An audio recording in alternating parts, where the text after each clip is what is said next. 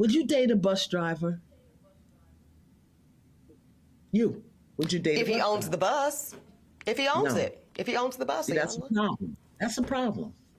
That's a problem Okay. because the standards and requisites, and I'm not talking about him laying on his sofa playing video games all day. I'm not talking about Mm-hmm. that. But the standards and the criteria that we use to measure men is off for who Mm, we are as women and who they are in this society. I would date a bus driver mm, if he loved driving the bus, if he was a man of mm-hmm. integrity, if he was good to his mama, if he treated me well, I would date a bus driver.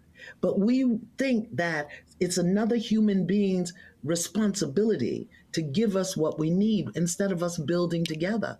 I can build with a bus driver. Mm, I'd have my little stash over on the side in my prenup, but I could build with a bus driver. mm-hmm. So I think some of the criteria that we look for in the reality of today keeps us Mm, unhappy, keeps us angry, mm. keeps us imbalanced. And then when the men show up, we want to beat them up because they're not living up to our standards and criteria. And it's not working, beloved. It's just not working. So it's not that it's bad or wrong, it's obsolete. Mhm.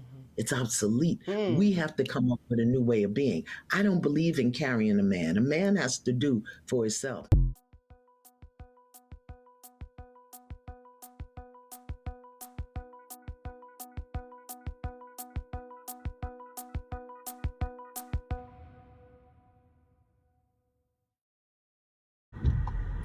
Hey y'all, welcome back. I'm Nava, and I decided I wanted to speak on Miss Iyanla Vanzant. I think that's how you say her last name. I don't know how you say it, but yeah. Black women are masculine, and this is the narrative that everybody is putting out about us, and black women are gold diggers. Okay. What gold has ever been in the black community for us to dig for? When have black men ever had gold for us to dig for? I'll wait, Iyanla. And as a matter of fact, what community have they ever built with the little gold that they do get when they get it? What community? We're saying black community, but what community have they ever even built? Everybody in the free world knows that black women are not gold diggers. Everybody knows that black men have never had money, and black women have never required them to have money, and black women have been dating the janitors and the bus drivers and even the men that don't even have those jobs. Black women have dated black men who stay with their moms, sleep on blow up mattresses, all of the above. So where is she getting this black women are what is masculine anyway? What is masculine? Because if masculine is somebody that works, that takes care of their kids, that is the head of household, as a majority, that's not black men. Like, if we're looking at masculine as traits of what other men do, if black women are masculine, they're not getting those traits from black men, because black men don't do a lot of the things that we consider to be masculine. And what woman doesn't take care of herself and want to be with a partner who can do the same, like can take care of her and himself? What race of women, y'all, does not require their men to be able to take care of themselves and their children and pay bills? What race besides black women? None. I'm trying to think. I can't think of not one. The entire world knows that black women have had no standards in men. They know that black women are not gold diggers because they know that there is no gold to be found within black men. They know that. And another thing that the entire world knows is that when black men do get gold, when they do get rich and famous, they know where their gold goes. They know where it goes. It doesn't go to black women. Yeah, you could bring up Samuel L. Jackson. You could bring up, who else?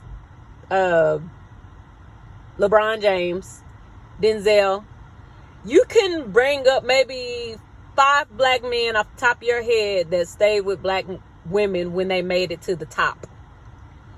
And it'll be hard to name those 5. I just named 3 pretty easily, but those are the main 3 that we always seem to name. And if we can only collectively come up with 3 to 5 names of black men that got rich and stayed with black women, it's a problem. It's a problem. But you can name plenty of white men who stayed with their counterparts and their counterparts actually got something out of the deal.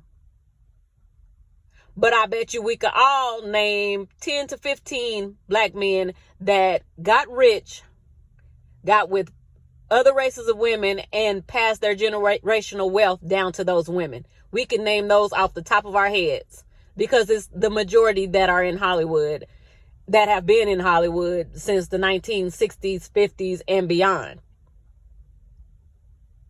So black women, I just came on here to say that there are going to be many, many, many, many women like Iyanla in your family, in your friend group. And when I say divest, I'm not talking about going to another group of men because I don't worship other groups of men. I don't praise other groups of men because I think they're all crazy. When I say divest from this invisible make-believe black community that y'all seem to think we have, that black men never built, because the community consists of a grocery store, police stations, healthy schools, banks, all of that. Other people, all other races of people have that. We don't have that. So stop saying the black community. We don't have a community. We just kind of blend in with whatever community was built for their people. We just kind of get in there, except the hood. That was built, that was built for us. I say get away from that. When I say divest, I say get out of the hood, because black women, if you're the most educated, you're doing really good right now. Get away from your family. I'm not saying divest and go into another group of men. I'm saying get away from all of your friends and family that get mad at you when you try to speak what you've been learning about, you know, leveling up and doing better for yourself. And if you want to date out, kudos to you. If you want to stay single, celibate, kudos to you, whatever. But when I say divest, I'm not a divester. I'm just telling you to get away from toxicity. Get away from all the people in your life who act like Iyanla. We don't need that. Like the woman, Eboni, she is what's happening right now. She's about to open up the floodgates because she is on mainstream media. So a lot of women on mainstream media who have, you know, resources and connections, they don't hear people like me or the Cynthia G's or the Princella at the High Powered Podcast. They don't hear people like us. So women like her are watching some of these YouTube channels. They're probably not watching my channel because I'm so small, but women like Eboni, she's watching. And believe me, some of the women on Fox Soul, they are watching. Funky Dineva, he's watching. A lot of these what's the Breakfast Club, they are watching. They can't speak on us because they don't want to give Cynthia and the High Powered Podcast any clout. They don't want to give them no follows. They don't want to help their views, or they don't want them to make money off of what they're saying. But it's going to be up to us to do that. Like, I don't care how short the video is. I don't care who the content creator is. If they're speaking truth to black women, I don't care what black men are doing at this point. Black women need to wake up. Not only black women, I see a lot of women of other races who are speaking the same talking points as black women have been speaking, especially for the last 3 years since you know, the thing I can't talk about, but a lot of women from India, from China, white women, they're all speaking our same talking points. And black women, we are the leaders of this awakening for women. I know this didn't come from them because they didn't start it until this movement got going, the BWE, the women empowerment, the last 3 years that everybody's been, I know some people have been speaking about it longer than 3 years on social media, but since, well, I would say the last 4 years, it's really been moving. That's why you see all of these men or males, white, black, and other races are getting mad because their women are starting to speak the same things too. And it may seem like we have allies. Yeah, that's all good and dandy. But our focus is on the women that are at the bottom and who have always been at the bottom with no help from anybody. Okay, yeah, if they make a video saying support black women, listen to black women, yeah, thank you. But black women, stop worshiping everybody. Stop worshiping all these men. Stop worshiping women that seem like they're our allies now. We got to stop that. I'm seeing it all over the place. And I'm seeing black men in the comments and going in on women like Ebony. I'm not even going to make a separate video about the Brat and Judy going in on these women about choosing a white sperm donor. She even had to come out and explain why they chose that donor, because there's not a lot of black men that donate, and when they do, they have to eliminate their sperm based on certain genetics and just other things. They chose, and it's black women going hard on her, going hard because she didn't want any dusty sperm. Like, we have to share these videos, and we have to keep talking to the women that are listening. We can't keep going back and forth with Dust and Dustianas. I do every once in a while because I like to troll, but right after I say my piece to Dusties, I just block them. I don't go back and forth. Like, if y'all are going to say something to the Dust or the Dustianas, speak your truth and block them so they can't respond to you. That's what I've been doing, because you don't want to spend your life going back and forth with, people that are like worshiping each other. Like, well, Dust is not worshiping Dustiana. She's worshiping him. It's obvious. Like, they like when black women stick up for them and take up for them, but they still don't like you. They're still going to be in the comments talking noise about your hair, about your weight, about how manly you are. Like, and if we're so manly, why? They're not talking about that. Like, why aren't they talking about why black women are so manly? We're so manly, or so they perceive us to be manly. I don't think we're manly at all. I think we're doing what all women would do. If they had a group of men that were not protecting, providing, like, I don't think they're protectors and providers anyway. They never have been. Like, who do we need protection from? Who do we need protection from? Men. Whenever we talk about protection, we're talking about protection from other men. So men as a whole are not protectors. If they do protect, it's because they have something of value to them that needs to be protected, something that is benefiting them. That's the only time they will protect, is if they're sleeping with you, you're their mother, you're feeding them, cooking for them, cleaning their house. That's the only time they really protect. We've seen it on videos where mostly black men, they'll stand around and record girls fighting, getting beat up, getting SA'd. And we've heard them plenty of times say, I'm not protecting no woman I don't know. That's dangerous. I'm only going to protect my mom or my wife or my daughter or my sister, that's not even the truth, because most of the time they're not even around or in the homes to do those things. And they can't protect us. We see they can't protect us against the dominant society of males, especially police officers. There's been random men from the dominant society that has just unalived them. We see, what's his name? The one that took out Trayvon. He's not from the dominant society, but he's close enough. He's still walking around. We see the men that took out Emmett Till. They walked around for years. The woman that accused him of doing what he did, she got to die peacefully in her bed, in her home, with her family. We're seeing examples of this all over the place, that they can't protect us. They're saying they won't protect us, but we're seeing that they can't protect us because they can't even protect themselves, because they're under another group of men who literally have their foots and knees on their necks. So why, Iyanla, would we go for the man that's driving the trucks instead of the man that's owning the company? Like she said, like, if we're under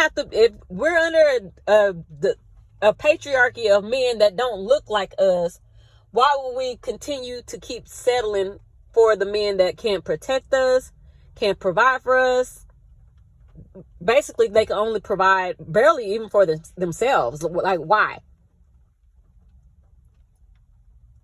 I'm sure Iyanla has seen all the women in her family settle for the men that she said settle for. And I'm sure Iyanla has seen that hasn't worked out for her. Iyanla even has money right now, like Eboni. And I'm sure she wouldn't go for a man that's driving a bus. She's just saying that because we're so brainwashed into talking to black women and trying to keep black women at the bottom. Sorry, y'all. My camera went off. I don't know where I was at, but I think I was saying something about trying to keep black women at the bottom. Yeah, that's what we've been seeing is as black women are trying to do better and trying to come out of this hole that black men have dug us so deep into. We're seeing more and more women coming out battling on their side. So that's why it's so important for women to start speaking out, and I'm glad to see it. But we're in a battle right now. I don't want to battle with these mammies, these Dustianas and Dusties. I don't want to battle with them. Our battle is speaking truth.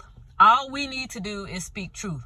Y'all control them if you want to. That's fun sometimes, but speaking the truth, because the world is sitting here watching us and we're watching each other, and it's just mind-blowing how destroyed we are as a group of people.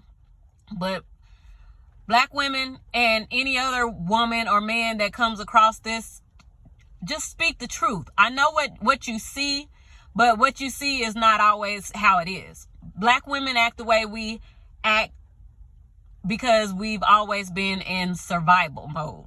And if that's masculine, oh well, let's just step into our masculinity and keep surviving, because that's all we've always done. We have to.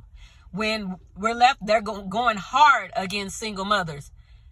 I even see other groups of men and some women coming out going hard against single mothers, especially in the black community. When you're a single mother, you're in survival mode. You're in protection mode. You're in provider mode. That is masculine. Shoot, I'm not even going to say that's masculine. That's being a woman. That's what we do. Mama bears, lionesses, they protect their cubs. We're not doing anything different from any other woman when we're providing and protecting as a single mom. I'm not a single mom, but I'm a black woman, so I've grown up around plenty of single moms who had to work, who had to leave their kids at home, who didn't know what their kids were doing at home because the dads left. That's just what we do. That's not masculine. That's feminine. Protecting your children and providing for them like you're supposed to do because you brought them into this world, that's feminine energy. If anything, masculinity, it's riding off the coat of feminine energy. Like, most males would not get to the top if it wasn't for women. You look at any company, any Fortune 500 company, the men are at the top and they have all of these women supporting them and being behind them and pushing them and encouraging them. That we're pushing them to be their greatest when we could be pushing each other, because they don't appreciate it. They don't reach back down. I don't care what race they are. They don't reach back down and give us the same benefits and the same, I don't know the word I'm looking for, but they don't give us the same as what they get when they get to the top. They always want to be above us. So why do we keep helping them and pushing them to be great? Like Iyanla wants you to do. Date the bus driver. Even if you make 6 figures a year, 7 figures a year, date the bus driver and work with him. No, stop pushing them to be their greatest, because black women especially, we've done that. We've seen that. You push these men to be their greatest, and when they get to their greatest, they're even online saying that when they get to where they want to be, they're going to leave you for the woman that they really want. Why keep doing that? When they're telling you and showing you that they don't appreciate it, that they don't like you, they're just using you to get to where they want.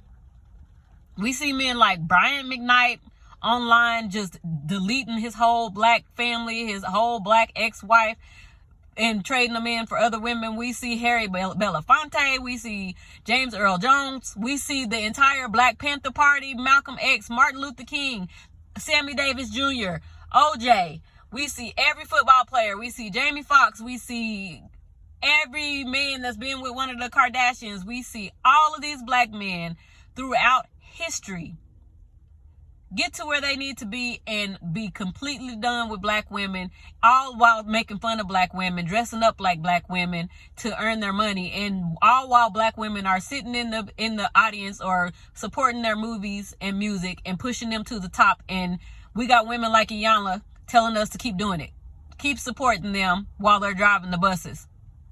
And maybe when they stop driving the buses, they'll leave you. That's what you got. That's what you got to look forward to. Y'all, I'm not going at all. So, in conclusion, I just want to say that nothing was wrong with what Eboni K. Williams said. And if you're a black woman who is dating someone who has nothing, or is with someone who has nothing, married, you have every right to want to get out of that relationship.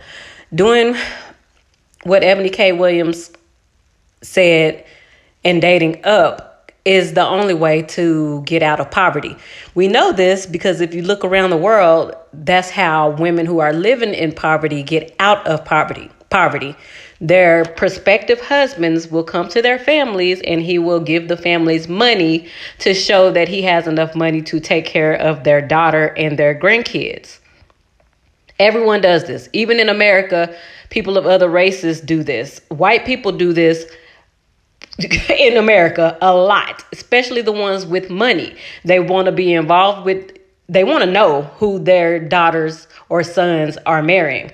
They want them to marry people in the same class so that they can keep the wealth in the family, and so that those people that they're marrying won't try to take them for everything they have. Sometimes they do marry women. The men will marry women that don't have as much, but normally upper class people, they want their daughters to marry men that have the same thing as her dad had and that he provided. Because she's not going to be able to come to dad to get it. He may still help her, but when she gets married, she's not going to be able to go to dad and get everything. So that dad wants to know that the person that's marrying their daughter can take care of his daughter. It's just common sense. And black women, we have been stuck in this box for so long that we haven't even looked around at the rest of the world to see how they operate and why we are in the situations we're in. Everybody's banking on us not to wake up and to stay like that, because although we are some of the lowest on the totem pole, we spend trillions. So make that make sense. We are some of the brokest people in the world, but we spend trillions. There is a video, an old video that they put out called How to Sell the Negro, or How to Sell to the Negro. Hold on, y'all. Let me see if I can find it. If I can find it, I'm going to post it right here real quick. Give me a minute. Here is what sales psychologists have to say about selling to the Negro. The secret of selling to the Negro is expressed in one word. That word is recognition. Now, there's nothing unusual about that. People want to be recognized. They need recognition. That's basic in all of us. But perhaps because he's had so little of it, the Negro needs even more. He needs to feel important and appreciated. This need is a very real and important one. It shows up even in many of the Negro's shopping habits. Anyone who sells or wants to sell to the Negro customer should know about some of these habits. 3 habits in particular play a big part in every sales transaction. To begin with, most Negroes buy by brand. They ask for products by name.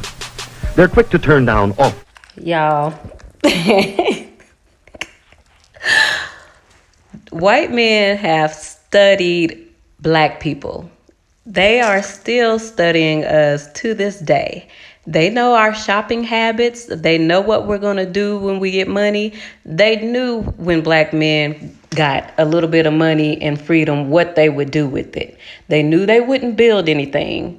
And right now, I think it's time for us as women, if we want to see any change, we have to be that change. We can't keep talking to males and telling them they need to go to therapy.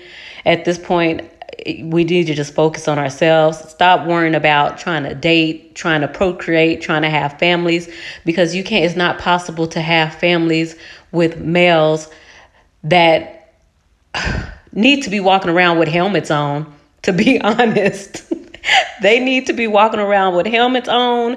Most of them were in IED. Most of them were on med. Most of them have serious issues. And Black women, we look like we have serious issues because we just keep trying to beg them to do better, pleading.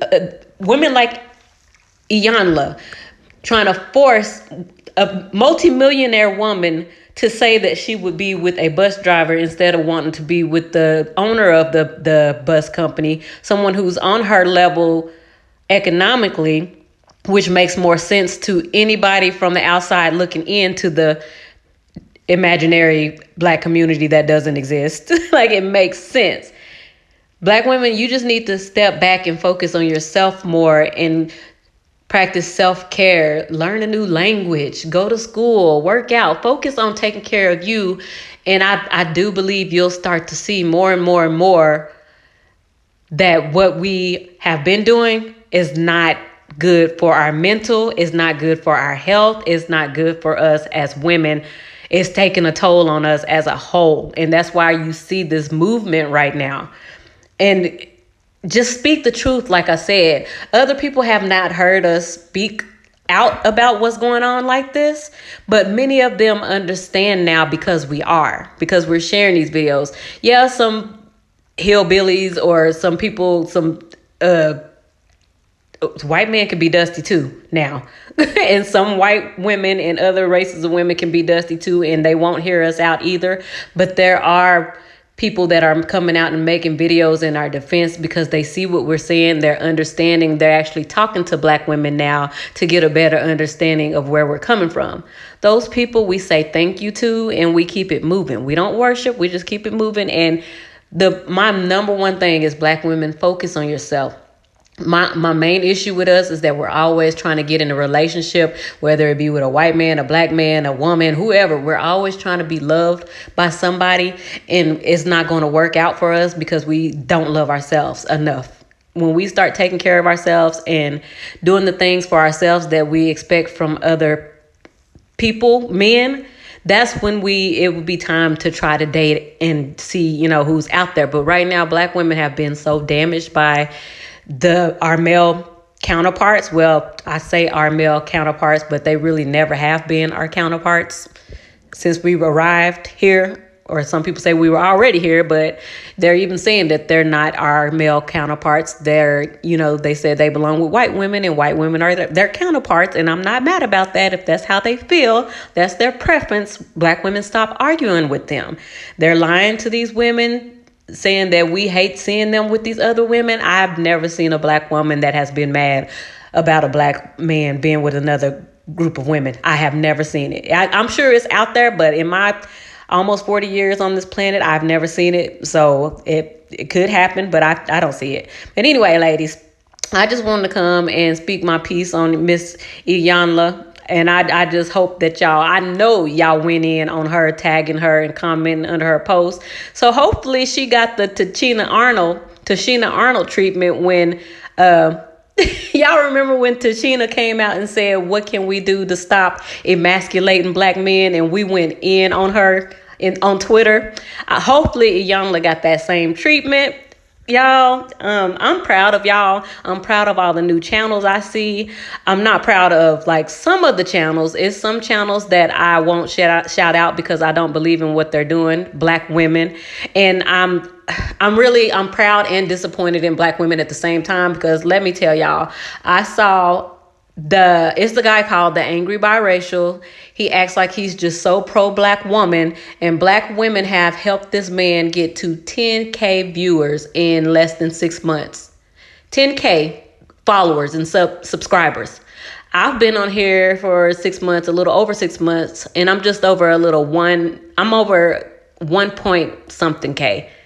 So this goes to show that black women are obsessed with hearing anybody but other black women speak the truth. We're obsessed with hearing men speak the truth. If a white woman speaks the truth, or if a white man speaks the truth, or a Mexican man speaks the truth, we'll follow them. We'll subscribe. We'll do whatever to support them. But when black women speak the truth and say the things that we've been saying for decades, our channels grow slowly.